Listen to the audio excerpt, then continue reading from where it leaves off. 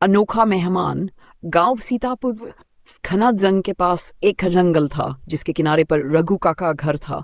वे अकेले रहते थे, लेकिन जंगल के हर पौधे और पक्षी से उनका गहरा रिश्ता था। गांव में लोग उन्हें अजीब समझते थे क्योंकि वे अक्सर जंगल में अकेले बातें करते दिखते।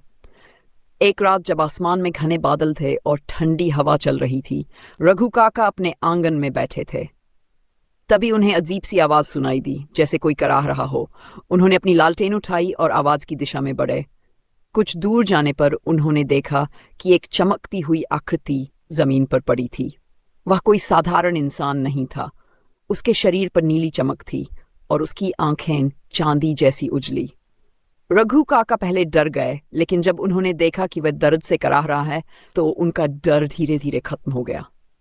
कौन हो तुम? रघु काका ने हिम्मत जुटाकर पूछा। वह अजीब जीव धीरे धीरे बोला, मेरा नाम जेरेन है। मैं बहुत दूर से आया हूं, मेरे पास ज्यादा समय नहीं है। रघु काका ने उसे सहारा देकर अपने घर तक पहुंचाया, उसे पानी पिलाया और कुछ खाने को दिया। जेरेन ने आभार व्यक्त किया और कहा, मैं इस धरती का नहीं हूं, मेरा जहाज इस जंगल के पास दुर्घटनाग्रस्त हो गया। मुझे वापस जाना होगा, लेकिन मेरी ऊर्जा खत्म हो रही है। रघु काका को यह सब समझ में नहीं आया, लेकिन उन्होंने जेरेन की मदद करने का फैसला किया।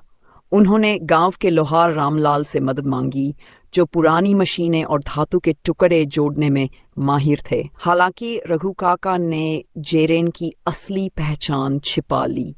कुछ ही दिनों में जेरेन की ऊर्जा फिर से लौटने लगी। उसने रघु काका को अपने ग्रह अल्टेरिया के बारे में बताया, वहां के विशाल पहाड़, तैरते हुए शहर और सुनहरी रोशनी वाले आसमान के बारे में। रघु काका उसकी बातें सुनकर हैरान थे, लेकिन उन्होंने महसूस की जेरेन झूठ नहीं बोल रहा था। एक रात जेरेन ने कहा, रघु काका, अब मुझे जाना होगा। मैंने अपने जहाज को सुधार लिया है, लेकिन मैं तुम्हारा ये उपकार कभी नहीं भूलूंगा। रघु काका ने उदास होकर सिर हिलाया। तू तो चला जाएगा, लेकिन मुझे हमेशा तेरी याद आ आएगी। जेरेन मुस्कराया और अपनी जेब से एक चमकता हुआ पत्थर निकाला। यह एक अनोखी चीज है, जब भी तुम इसे देखोगे तुम्हें मेरी याद आएगी। फिर एक हल्की सी आवाज हुई और जेरेन का शरीर नीली रोशनी में घुल गया। अगली सुबह गांव के लोगों ने जंगल में एक जलती हुई रोशनी देखी, जो अचानक आसमान में विलीन हो गई। रघु काका के पास अब एक अनोखी याद थी, एक ऐसा दोस्त जो सितारों से आया था, और एक ऐसा चमकता हुआ पत्थर जो रात में आसमान की तरह चमकता था।